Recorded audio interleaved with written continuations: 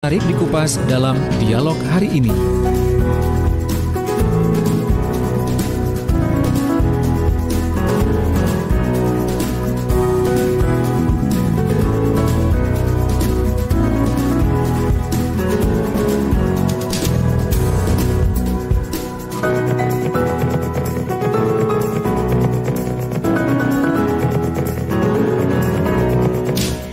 Ya, sahabat Suara Sidoarjo, pagi ini saya Tika Amsar masih lanjutkan kebersamaan dengan Anda di setiap Selasa pagi. Sahabat, dari jam 9 sampai jam 10 pagi kita akan berbincang di program Dialog Kesehatan kerjasama Suara Sidoarjo dengan Dinas Kesehatan Kabupaten Sidoarjo.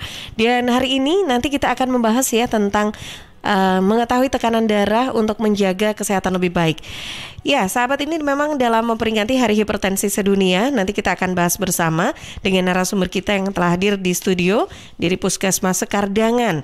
Langsung saja kita sapa narasumber kita pagi ini bersama Dr. Lili Hanafia. Assalamualaikum. Waalaikumsalam warahmatullahi wabarakatuh. Apa kabar, Dok? Alhamdulillah sehat. Alhamdulillah. Ini kita baru pertama kali ketemu ya? Betul. Alhamdulillah, silaturahmi lagi nih. Ya, tapi sebelumnya sudah pernah ya kalau Puskesmas Sekardangan talk show kan ini memang bergantian gitu ya. Betul. Udah pernah, cuman baru ketemu saya hari ini gitu ya. Betul sekali. Senang banget nih ya. Nambah list perkenalan dokter-dokter saya di Sidoarjo. Oke deh. Dan juga mendampingi Dokter Lili ada Mbak Pramita Ismania. Assalamualaikum. Waalaikumsalam. Saya nggak tanya gimana kabarnya, saya yakin semangat. Dan ini kelihatan banget loh. Biasanya pilihan warna itu kalau perempuan biasanya kalau milih warna tertentu itu melambangkan hatinya nih ya. Oh, gitu. Kayak lagi jatuh cinta atau lagi semangat nih ya Mbak Pramita. Oke. Selamat datang di studio Suara Sidoarjo. Baru pertama kali kesini atau sebelumnya udah pernah? Sebelumnya sudah pernah. Studionya udah kayak gini? Iya, Desember yang lalu. Desember lalu. Dengan Dokter Sofi. Oh gitu ya, udah udah ngerasain studio ini ya berarti ya. Iya. Ada beberapa yang mungkin dulu udah pernah setahun yang lalu, studio kok udah ganti di Suara Sidoarjo lebih homey gitu katanya. Banyak yang bilang begitu ya. Semoga betah nih, nyatanya terbukti balik lagi kan Mbak Pramita. Oke deh, baik, senang sekali pagi ini kita semua masih sehat selalu begitu ya, Dokter Lili maupun Mbak Pramita hadir di studio Suara Sidoarjo. Kita nanti akan membahas tentang mengetahui tekanan darah untuk menjaga kesehatan lebih baik gitu ya. Nah, ini memperingati Hari Hipertensi Sedunia. Hari Hipertensi Sedunia itu kapan sih sebetulnya diperingatinya? Hari Hipertensi Sedunia itu nanti ya, minggu depan. Minggu jatuhnya depan. di tanggal 17 Mei. Oke, di 17 Mei ya, hari Senin besok ya. Nah, kali ini atau di tahun 2021 ini ada tema khusus tidak yang diambil dalam peringatan Hari Hipertensi ini? Untuk tema khususnya sepertinya tetap ya menjaga kesehatan agar tidak terjadi hipertensi. Terutama ini masih mengacu kepada target pemerintah yang dari Bapak Presiden bahwasannya keluarga sehat, pendekatan keluarga sehat PISPK Indonesia Sehat itu melalui keluarga sehat. Itu ada 12 indikator. Jadi salah satunya adalah tentang hipertensi. Jadi memang hipertensi ini menjadi target dari Bapak Presiden, dari kementerian, dan diturunkan kepada kita, Dinas Kesehatan dan Puskesmas, semuanya tentunya. Seperti itu.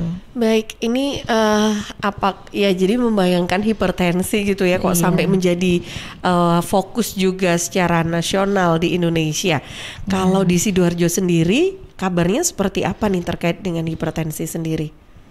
Kalau di Sidoarjo sendiri, memang angka hipertensi akhir-akhir ini naik. Akhir-akhir ini? Iya. Selama musim Ramadan? Dalam 3 tahun terakhir penelitiannya menunjukkan bahwasanya angkanya naik. Oh, kirain masih dalam puasa Ramadan ini naik gitu. 3 tahun terakhir ya? Dalam 3 tahun terakhir. Mungkin kalau misalnya dalam suasana COVID, apalagi Ramadan saat ini, bisa jadi memang lebih naik. Cuman kan penelitiannya belum selesai. Kita yang sudah kan di tahun 2017, 3 tahun terakhir itu. Wah, ini jadi masih perlu perhatian ya kalau di Sidoarjo ya. Betul. Tapi mengingat ini menjadi bagian dari 12 indikator presiden bahkan begitu. Apakah segawat apa ya? Membayangkan Seperti apa sih hipertensi sampai harus begitu diperhatikan juga begitu? Memang sepele sebenarnya hipertensi, cuman itu aja kok menjadi masalah yang harus sangat diperhatikan dalam indikator keluarga sehat. Karena kalau hipertensi itu larinya kemana-mana, kecacatan yang ditimbulkannya itu luar biasa. Kalau banyak yang cacat, otomatis bagaimana dengan pembiayaannya?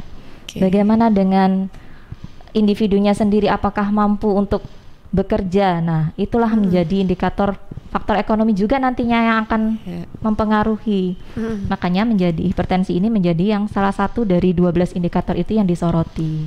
Seperti itu. Karena kalau dulu image-nya kita hipertensi itu kan itu penyakitnya orang tua yang udah usia lanjut. Padahal gitu enggak ya. Sekarang usia muda yang usia sekolah itu justru banyak ditemukan. Nah itu tapi banyak yang tidak tahu. Nah tahu-tahu apa? Sudah bergejala lah ya. Bergejala itulah yang sudah terlambat. Harusnya tak ada gejala pun kita harus screening. Lebih baik mencegah daripada mengobati. Iya, sangat betul sekali. Kalau sudah bergejala itu artinya sudah terlambat. Nah, lantas apa nih yang menyebabkan kok sampai ada faktor-faktor penyebab hipertensi, bahkan sampai ada perubahan generatif? Kalau dulu katanya orang tua-tua saja, sekarang malah anak muda juga sampai bisa hipertensi. Apa penyebabnya, Dok?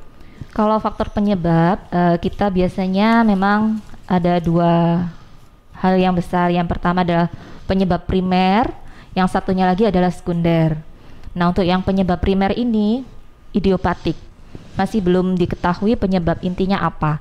Namun yang penyebab hipertensi primer ini atau yang kita biasa sebut dengan hipertensi esensial, biasanya tidak ada penyakit lainnya, ya cuman hipertensi saja. Saya taunya aroma esensial gitu ya. Ternyata ini ada hipertensi esensial gitu. Itu gimana ya? Boleh dijelaskan? Primer, dia murni, hanya hipertensi saja. Jadi tidak ada penyakit lain-lain. Misalnya penyebabnya ini yang idiopatik, tidak diketahui. Hanya diduga-duga faktor resikonya. Misalnya dia diketahui waktu usia muda. Misalnya masih usia 14 tahun atau 17 tahun, ternyata tensinya 140 atau 160. Padahal masih muda, belum menikah, masih usia sekolah. Nah, seperti itu. Dikaji lagi, adakah riwayat sakit lainnya? Misalnya ada diabetes atau lain-lain? Tidak ada. Jadi hanya murni hipertensi saja. Nah, di situ disebutnya hipertensi primer atau hipertensi esensial. Nah, yang kedua yaitu hipertensi sekunder. Nah, hipertensi sekunder ini yang diakibatkan ada underlying disease, ada faktor penyakit lainnya. Misalnya penyakit diabetes, mungkin masalah ginjal atau punya tiroid. Kemudian ada tumor, ada cacat bawaan sejak lahir atau apa. Nah, itu yang dinamakan hipertensi sekunder. Jadi yang diakibatkan oleh penyakit lain. Jadi hipertensi ngikut karena ada penyakit lain ya, akhirnya muncul hipertensi gitu ya. Nah, baik. Nah, ini dari faktor penyebab gitu ya, apa ya maksudnya istilahnya bagi apa ini, Dok? Berarti ya termasuk tipe hipertensi. Nah, lantas apa nih yang perlu diperhatikan kembali lagi untuk masyarakat bisa untuk mengetahui nih kalau ternyata saya gejala hipertensi nih, atau sebetulnya itu tanpa gejala terus memang harus wajib diperiksakan. Muncul itu gejalanya bisa kita rasakan tidak sih sebetulnya, Dok? Ada yang tidak bergejala, ada yang bergejala. Tiap individu sangat berbeda sekali. Ada yang tidak mengeluhkan apa-apa, tiba-tiba waktu screening misalnya minta surat kesehatan seperti itu, ditahunya tinggi. Diulang lagi 30 menit dengan kondisi rileks dan istirahat, turunnya cuman 10 mm air raksa itu aja. Ternyata masih tetap kriteria tinggi. Nah, itu termasuk sudah hipertensi, betul. Nah, daripada gejala yang lainnya, ada yang bergejala misalnya saya pusing nih. Tapi belum tentu yang semua pusing hipertensi ya, enggak ya. Salah satunya adalah pusing, mungkin merasa jantungnya detaknya tidak normal atau yang biasa kita sebut istilah medisnya aritmia. Jadi rasanya deg-deg seperti menghilang sebentar, nanti muncul lagi deg deg deg deg. Nah, cepat seperti gitu ya. itu, betul. Iya, aku pernah itu namanya ngerasain tiba-tiba kok drrrr, wah ini ada apa ini ya? Nah, biasanya apa maksudnya mitosnya kan kalau udah drrrr gitu kan, wah ini pasti ada sesuatu terjadi. Wah. Tapi itu juga bisa jadi gejala hipertensi. Gejala hipertensi bisa, namanya aritmia. Jadi tidak teratur lah. Iya. Seperti itu.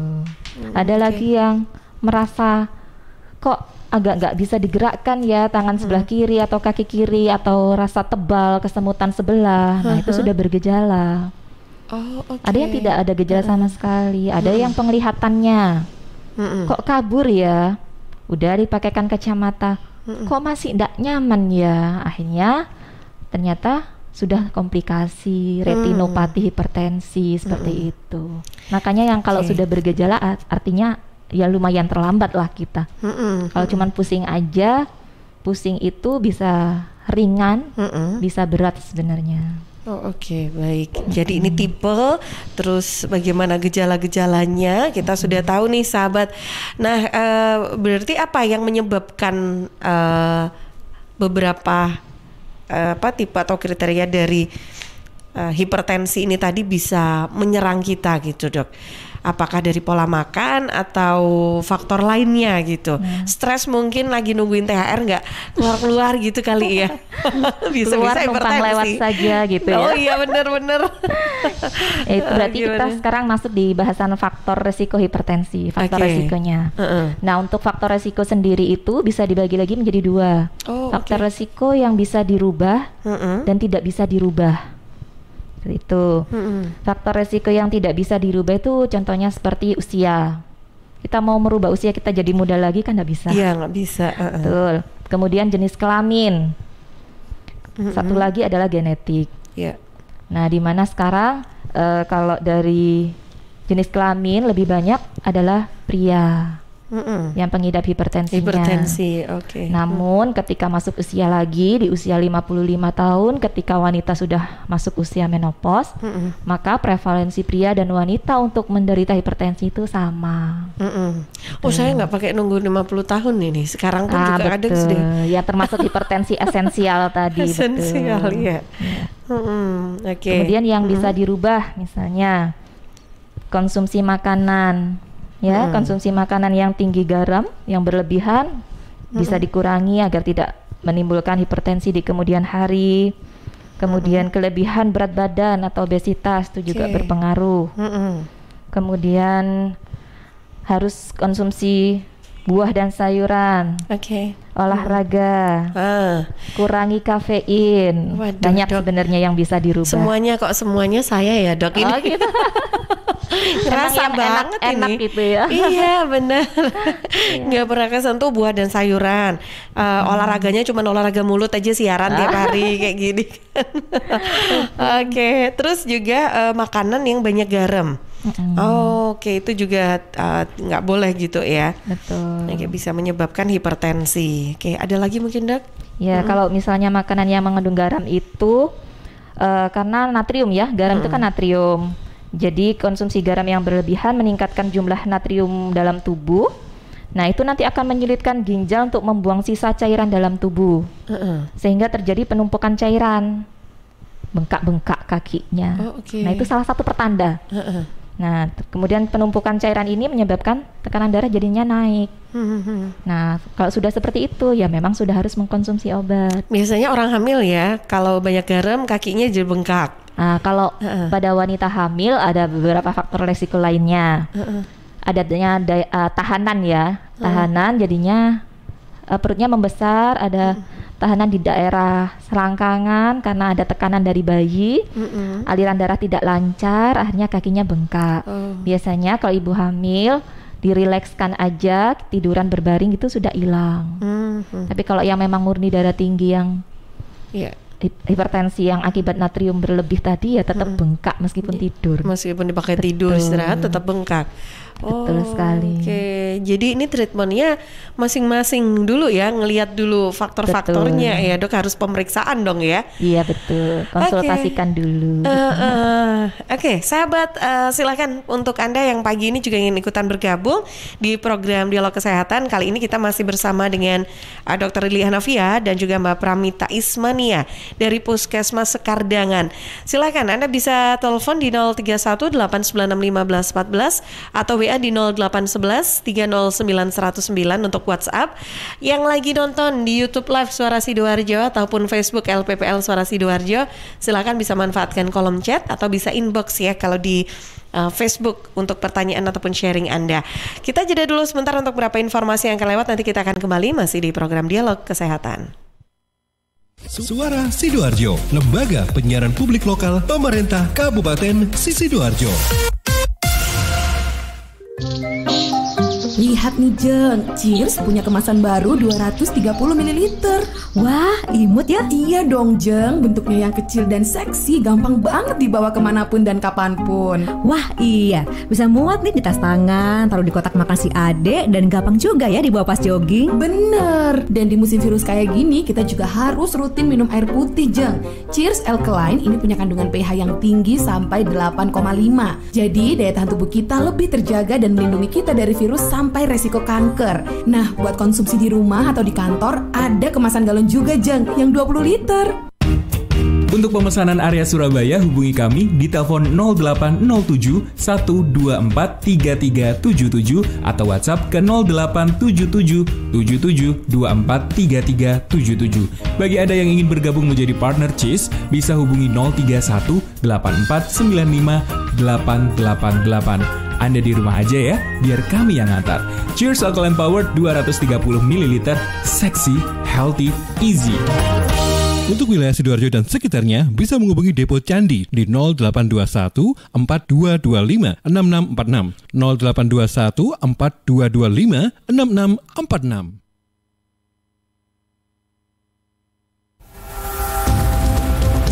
Masa pandemi bukan berarti tidak berkreasi. Yang hobi masak dan aktif di media sosial, jangan lewatkan buat ikutan yang satu ini.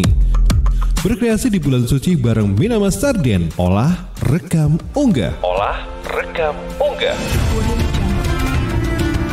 Olah resep pilihan berbahan sarden Minamas saus tomat. Rekam mulai awal sampai selesai dengan durasi maksimal 2 menit. Posting di IG dan kirim videonya ke 0811 309 1009. 0811 309 1009. Sertakan data diri dan akun IG peserta. Ingat, akun IG tidak boleh di-privat.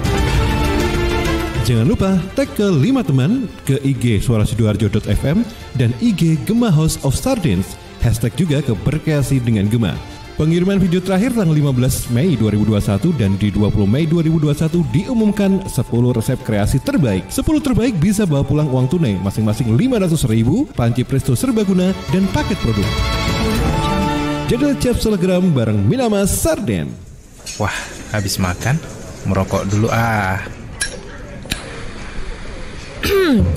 Ih, asap apa sih nih, ganggu banget. Mas, kesini sebentar bisa? Ya mbak. Asap apa sih nih mas? Dari dapur restoran bukan sih? Oh bukan mbak, itu di meja 13 ada yang merokok. Oh, mas, kalau minta tolong kasih tahu bisa nggak ya mas? Kalau asap rokoknya mengganggu? Ya mbak, bisa, saya kasih tahu sekarang. Makasih ya mas. Mas, maaf mas. Oh ya, ada apa? Maaf mas, asap rokoknya mengganggu pengunjung restoran yang lain. Oh iya mas, saya matikan rokoknya sekarang. Maaf ya mas. Iya, terima kasih mas. Ingat, jangan merokok di tempat umum. Iklan layanan masyarakat ini dipersembahkan oleh Suara Sidoarjo. Your multi-platform radio. Gue dapat dari grup sebelah nih. Katanya vaksin COVID-19 itu... Iya. Aku tahu dari temennya temanku punya temen. Nah, temennya... Kita sebarin aja ke 10 grup. Kita lihat. Udah. Infonya COVID kayaknya nih. Ini apa sih? Berita COVID dari mana nih? Jangan-jangan hoax lagi. Bener nggak? Masa hoax sih? tuh, hoax. Waduh, hati-hati nih. Masa sih?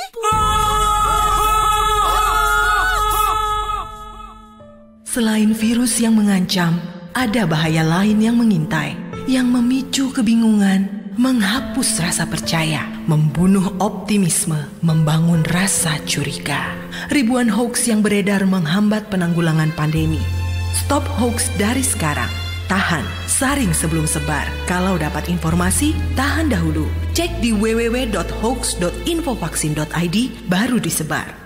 Dipersembahkan Kominfo dan Komite Penanganan COVID-19 dan Pemulihan Ekonomi Nasional. Kesehatan pulih, ekonomi bangkit. Serta Indonesia Persada ID untuk menyiarkan baik. Saya warga Jatim, Piu dari Padi Reborn, memakai masker. Memakai masker melindungi kita dari risiko penularan COVID-19 hingga 75%. Maskerku melindungimu, maskermu melindungiku. Jatim tangguh. Dan ternyata cinta.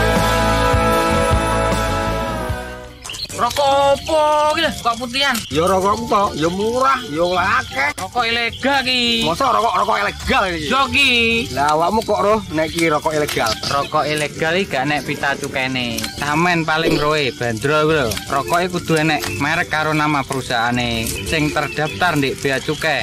Lokasi pembuatane ndek kene ya gak enek. Terus ndek kene rokok ilegal iki gak enek gambar karo peringatane teko pemerintah. Berarti rokok ilegal gak resmi no? Aduh ya mesti to Lemul. Rokok ilegal merugikan negara. Mergo ora mbayar cukai sing digembangun negara. Walah tutu, sepenting wong-wong gak roh. Loh, gak iso lagi. Makane to Le, tuku sing pasti-pasti ae. Aja ngawur. Laporkan peredaran rokok ilegal ke kantor Bea Cukai terdekat atau hubungi nomor 1.500 225 1.500 225. Iklan layanan masyarakat ini dipersembahkan Bea Cukai Sidoarjo. Ayo, ngewangi Bea Cukai, berantas rokok ilegal. Bea Cukai Sidoarjo, fokus mengawasi, tulus melayani. Tisu, masker, hand sanitizer, apa lagi ya? Situ mau kerja atau mau camping sih? Kayak mau naik gunung aja. Hello, selama ini kemana aja? Ini yang perlu disiapin buat adaptasi kebiasaan baru alias new normal. Sekarang ini kita kudu dan harus terbiasa dengan kebiasaan hidup sehat, bersih, sesuai protokol kesehatan. Saat ini kita dalam perubahan pola hidup dalam situasi pandemi COVID-19. Jadi kita perlu melaksanakan adaptasi kebiasaan baru atau protokol kesehatan dalam kegiatan sehari-hari. Jangan lupa pakai masker, tetap jaga jarak, sering cuci tangan pakai sabun dengan air mengalir. Sediakan hand sanitizer kemana-mana. Kalau flu, di rumah saja. Gak perlu bersalaman, say hello saja. Kalau nyampe di rumah, langsung mandi. Gunakan uang elektronik. Kalau naik kendaraan umum, jaga jarak. Balita atau lansia, di rumah saja. Ayo menuju new normal dengan melaksanakan protokol kesehatan dan menerapkan adaptasi kebiasaan baru. Hei, udah jam berapa nih? Kebiasaan telat juga masuk new normal ya? Ada yang kurang satu, uang sakunya belum. Iklan layanan masyarakat ini persembahan Dinas Kesehatan Kabupaten Sidoarjo. Assalamualaikum warahmatullahi wabarakatuh. Saya Khofifah Indar Parawansa, Gubernur Jawa Timur. Ternyata penyebaran COVID-19 belum berhenti. Oleh karena itu jangan pernah lelah. Ayo kita lindungi diri kita dengan menggunakan masker yang aman dan benar. Kalau pakai masker jangan di bawah hidung. Kalau pakai masker jangan di bawah dagu. Lalu jaga jarak yang aman juga. Dan cuci tangan dengan menggunakan air mengalir. Assalamualaikum warahmatullahi wabarakatuh.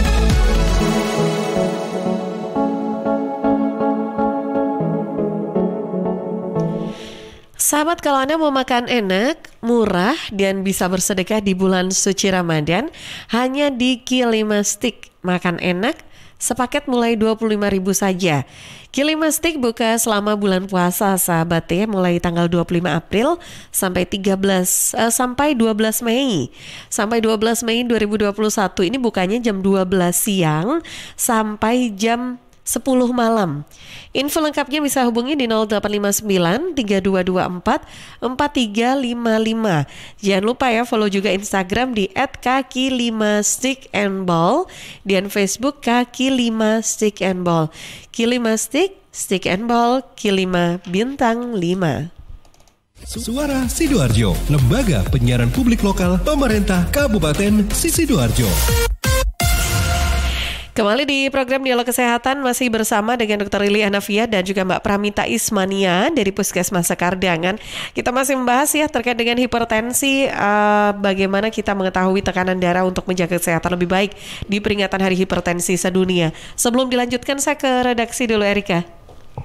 Ya, ada 3 pertanyaan yang masuk dari WA redaksi. Yang pertama dari Nabila di Ketajen. Oke, bentar. Ketajen itu mana ya? Ketajen itu masuk mana? Sedati ya? Sedati. Oh, oke. Yuk. Ya, pertanyaannya? Dok, bapak saya ada yang mengalami hipertensi. Apakah saya pasti mengalami hipertensi juga? Yang kedua dari Dandi di Balong Tani. Jeroan itu juga bisa bikin hipertensi nggak sih, Dok? Atau cuma kolesterol saja? Yang ketiga dari Vivi Rosa di Ental Sewu. Saya didiagnosis hipertensi. Saya minum obat anti hipertensi. Cara agar tetap stabil tekanan saya bagaimana ya, Dok? Ya, terdengar ya, Dok ya? Mantaunya soalnya dari sini. Oke, silakan boleh ditanggapi dulu masing-masing pertanyaan yang sudah masuk. Ya. Baik, pertanyaan yang pertama, bapak saya mengalami hipertensi, apakah saya nanti juga akan mengalami hipertensi? Nah, itu tadi yang sudah saya jelaskan bahwasannya faktor resikonya adalah yang bisa dirubah dan tidak bisa dirubah. Termasuk kalau genetik adalah faktor resiko yang tidak bisa dirubah. Namun apakah pasti nanti akan menurun? Kemungkinan besar akan menurun jika faktor risikonya juga yang dapat dirubah. Yang faktor risiko yang bisa dirubah tadi tidak dikerjakan, misalnya obesitas, sudah tahu punya genetik hipertensi tapi makannya los, misalnya tidak beraktivitas olahraga yang bagus, tidak makan buah dan sayur, konsumsi garam yang berlebih, stres yang berlebihan. Nah, mau tidak mau ya sepertinya ya akan hipertensi juga seperti itu. Tapi kalau bisa merubah yang bisa dirubah, minimal akan meminimalisir misalnya tekanan darahnya, misalnya akhirnya genetiknya menurun, tetapi yang biasanya 140 mungkin agak turun lagi seperti itu. Memang termasuk yang tidak bisa dirubah tadi ya, faktor genetik. Ya. Terus pertanyaan kedua nih, terkait jeroan itu bisa menyebabkan hipertensi atau cuman kolesterol aja? Nah, hipertensi dan kolesterol itu kayaknya sahabat ya. sahabat mesra sekali. Sebenarnya jeroan itu memang lebih cenderung di kandungan asam uratnya sama kolesterolnya. Nah, istilahnya kita adalah dislipidemia. Jadi ada kadar lemak dalam tubuh kita. Nah, ketika ada lemak dalam pembuluh darah kita, otomatis kayak pipa itu sudah banyak plaknya. Nah, ketika tensi itu kan pompa darah dari jantung. Ketika pompa, apakah selancar ketika tidak ada plak? Beda kan? Nah, ketika ada plak otomatis hambatannya juga jadinya tensinya akan tinggi karena ada hambatan plak dalam darah tadi. Ya, plak itu tadi ya kolesterol itu tadi. Ya, makanya saya bilang sahabat mesra antara darah tinggi dengan dislipidemia atau kolesterol itu. Baik, ya. Jadi hati-hati kalau suka jeroan ini. Iya. Oke deh, baik. Terus pertanyaan ketiga tadi tentang selalu minum obat hipertensi itu. Memang kalau sudah didiagnosa hipertensi, dianjurkan untuk konsumsi obat hipertensi seumur hidup. Namun ini saran ya, adakah kadang nanya, boleh enggak sih kita konsumsi herbal aja? Misalnya saya bikin jus jambu, jus belimbing, makan belimbing yang buat lalapan, boleh. Bolehnya itu tetapi dengan pemantauan. Makanya dianjurkan bukan hanya orang medis aja yang punya alat pengukur tekanan darah. Kalau memang kita sudah didiagnosa hipertensi, alangkah baiknya kita juga punya alat pengukur tekanan darah sendiri agar kita bisa pantau tekanan darah kita sewaktu bangun tidur, rileks kan, itu berapa, atau sebelum kita tidur kita pantau lagi karena seharian aktivitas kelelahan, tensi darah kita berapa. Nah, di situ juga bisa memantau tadi minum obat sekarang mampu turun berapa. Atau misalnya kan saya sudah turun, saya tidak ingin minum obat, saya pinginnya ganti ke herbal. Tapi ya dipantau. Nah, herbal tadi mampu menurunkan berapa. Apalagi kita kan sekarang lagi digalakan nih jamu-jamuan tradisional ya. Makanya boleh. Jadi tidak melulu harus obat, tetapi mampukah menurunkan tensinya sebatas angka berapa di sistolik diastoliknya. Tapi kalau tiap hari mau cek susah kalau nggak punya alatnya ya. Nah betul, makanya memang dianjurkan kalau yang sudah terdiagnosa alangkah baiknya. Alangkah baiknya punya. Karena kan sekarang nggak susah. Kalau dulu kan nggak ada yang namanya digital itu ya. Kalau sekarang kan semua serba digital, tinggal dilingkarkan, kita tinggal pencet, relax, tenang, hasil sudah muncul. Oke, baik. Ya, terima kasih untuk yang sudah bergabung. Silakan, kita masih punya kesempatan kurang lebih 15 menit ke depan ya untuk ikutan sharing untuk Anda. Silakan bisa WhatsApp sekali lagi di 0811 309 109. Nah, Dok, itu tadi kan disampaikan kalau ternyata hipertensi ini ada yang istilahnya penyakit-penyakit yang menyertai ya kan. Nah, selain tadi mungkin berangkat dari pertanyaan dari sahabat Suara Sidoarjo tadi tentang kolesterol kan, kolesterol asam urat gitu kan, yang ada karena kolesterol asam urat akhirnya hipertensi ngikut gitu kan. Penyakit lain apa nih yang bisa menyebabkan hipertensi? Diabetes ya. Oh iya pastinya ya. Diabetes itu kelainan pembuluh darah. Jadi dia komplikasinya ada mikroangiopati sama makroangiopati. Apa itu, Dok? Nah, yang makroangiopati itu komplikasi dari kadar gula yang tinggi ke makroangiopati itu nantinya ke pembuluh darah besar, ke jantung. Kalau yang mikroangiopati dia kan mikro ya, larinya ke pembuluh darah kecil atau ke saraf tepi. Biasanya ke vas di ujung-ujung, di jempolan. Dan itu gitu. Dalam waktu-waktu tertentu ya? Betul, biasanya bangun tidur bisa pagi. Kalau penderita diabetes terutama di kandungan gula darahnya sangat pengaruh sekali. Kalau yang sudah pernah penderita yang testimoninya mereka yang diabetes tuh, kalau saya tahu Dok, kalau sudah 400 udah terasa, tapi kalau pas 200 gulanya nggak terlalu kebas. Nah seperti itu, berarti memang sangat pengaruh sekali dengan kadar gulanya saat itu. Oh iya. Makanya yang makro kadang kalau pagi mau nyetir motor itu nggak bisa kerasa tuh tangan. Belum tentu juga itu. Tapi belum tentu ya. Iya betul. Ada yang mungkin dari aliran darah yang tidak lancar saja. Itu juga bisa. Jadi kalau yang komplikasi yang dari diabetes ke darah tingginya yaitu tadi yang makroangiopati dan mikroangiopatinya. Penyakit-penyakitnya agak serem-serem ya ini yang menyertai hipertensi ya. Oke. Nah, terkait dengan hipertensi, batasan maksimal itu berapa biasanya orang yang mungkin udah tinggi banget tuh? Jadi kita batasi diagnosa hipertensi itu didiagnosa ketika sistoliknya 140 lebih atau sama dengan dari 140 dan diastoliknya lebih atau sama dengan 90. Itu termasuk derajat 1. Derajat 1 itu berarti yang tinggi sekali gitu ya? Bukan, Mas. Ada 4 derajat. Jadi yang derajat 1 itu 140/90.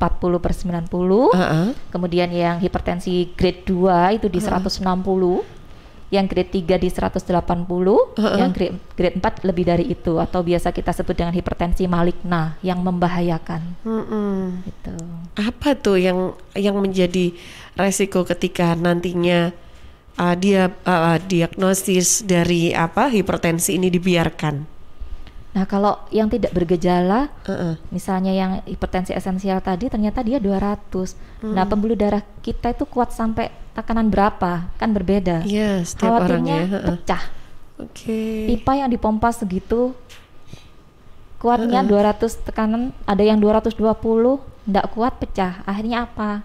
Ketika pecah timbullah namanya stroke perdarahan seperti itu. Nah, kalau misalnya tidak pecah, yang termasuk plak-plak tadi dengan tekanan segitu yang dipompa segitu kuatnya, plaknya lepas.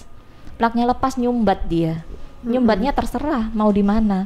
Kan itu ikut aliran pembuluh darah. Mau nyumbatnya di otak ya jadinya stroke sumbatan.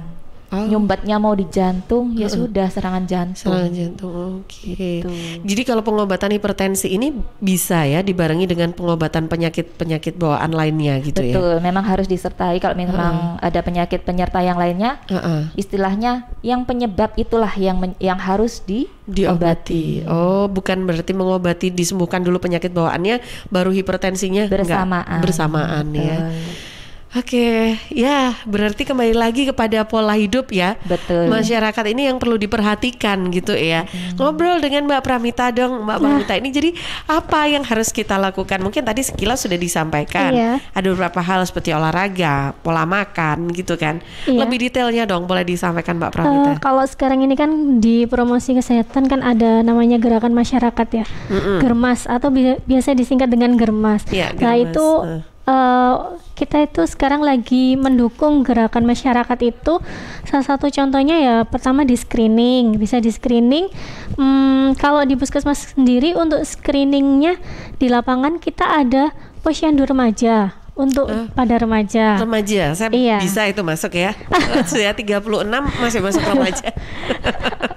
Terus ada posbindu. Biasanya di masyarakat usia 15 sampai 54 tahun. Setelah itu ada posyandu lansia juga. Jadi untuk screening awal mungkin setiap bulannya untuk mengetahui tekanan darah kita itu normal atau tidak, bisa mengunjungi posyandu-posyandu tersebut. Kalau posyandu remaja biasanya di sekolah-sekolah kita sudah mulai galakan. Ini juga mulai bertahap, masih SMA ya mungkin.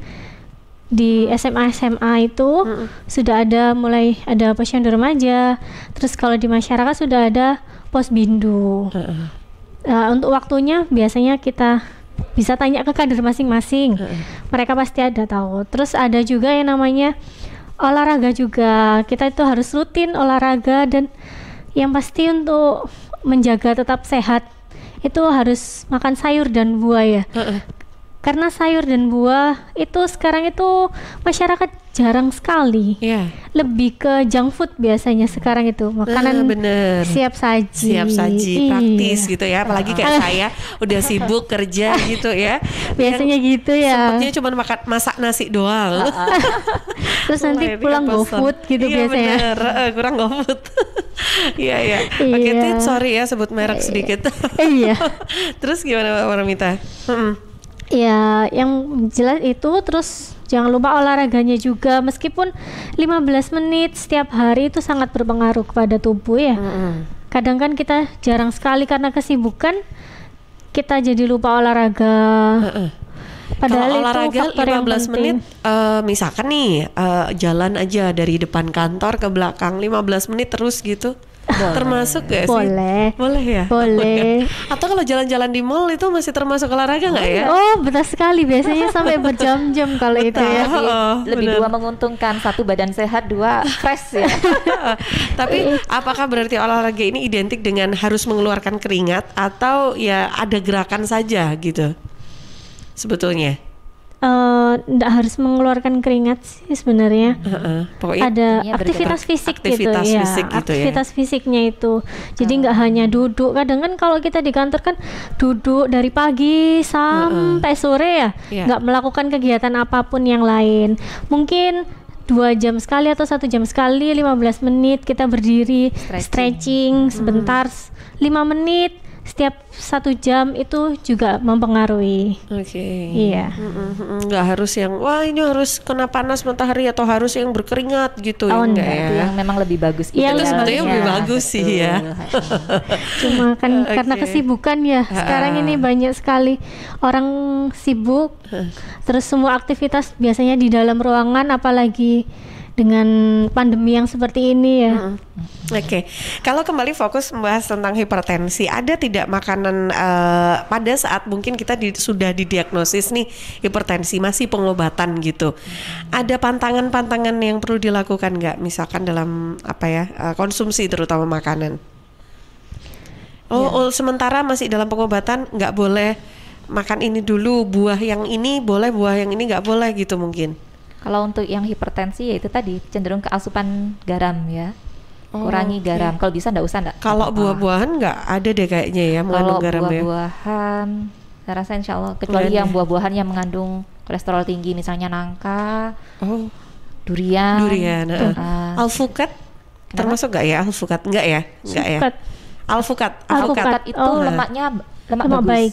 Oh, lemak bagus. Oke. Justru biasanya memang itu yang disarankan. Malah yang untuk meningkatkan HDL-nya. Itu adalah lemak yang bagus. Tapi nggak boleh alpukatnya ditambahkan gula, tambahkan susu, bikin jus. Nah, itu yang berbeda lagi. Alpukat murni ya. Oh, yang nggak ada rasanya dong? Ya betul, memang.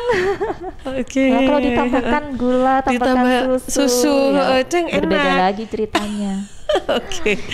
Ya, baik. Nah, saya ke redaksi dulu, ada yang gabung lagi kah?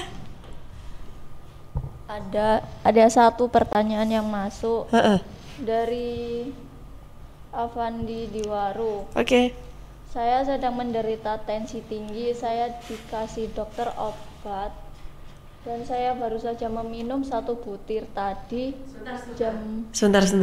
Udah kedengeran. Oke. Saya sedang menderita tensi tinggi dan dikasih dokter obat dan saya baru saja meminum 1 butir tadi jam 2.03 malam. Tapi tensi saya kayaknya naik lagi. Apa boleh saya minum 1 butir lagi padahal baru 2 jam yang lalu? Oke, baik. Ya, baik. Silakan. Saya coba menjawab ya. Ya. Baru minum 2 jam. Jam 11 malam ya. Kalau misalkan misalnya baru minum 2 jam, ternyata tensinya masih tinggi. Nah, pengobatan hipertensi itu ini balik lagi ke sifat obat ya. Kapan dia diabsorpsinya, kemudian mampu bertahan berapa lamanya. Kalau misalnya yang slow release itu biasanya digunakan 1 kali dalam 24 jam. Jadi kalau misalnya baru 2 jam menurunkan itu saya rasa tidak. Pada kasus-kasus tertentu saja kita menurunkan tekanan darah dengan cepat. Tapi kalau untuk yang maintenance biasanya kita 1 kali.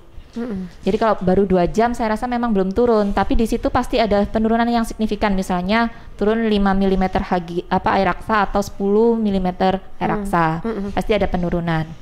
Nah, kemudian yang susah lagi kalau nanya, saya sudah minum obat nih 2 jam yang lalu, ternyata sekarang makin tinggi.